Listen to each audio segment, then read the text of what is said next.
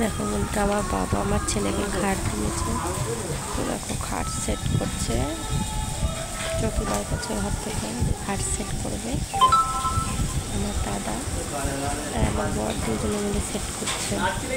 But সব কিছু ঠিকঠাক ছিল, প্লাইটা বসিয়ে দেখি প্লাইটা বড় হয়ে গেছে। তো তার জন্য দেখো মাপঝাপ করে মাপ নিয়ে করে নিয়ে আবার কেটে নিচ্ছে প্লাইটা সমান করে। প্লাইটা বসিয়ে দেখো ছোট বড় হচ্ছে, কাটছে আমাদের দাদা ভাই।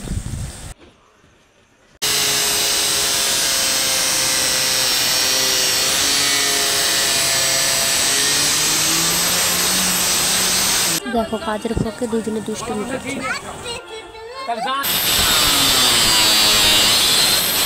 অবশেষে কাটাকাটির পর খাট লাগানো হলো।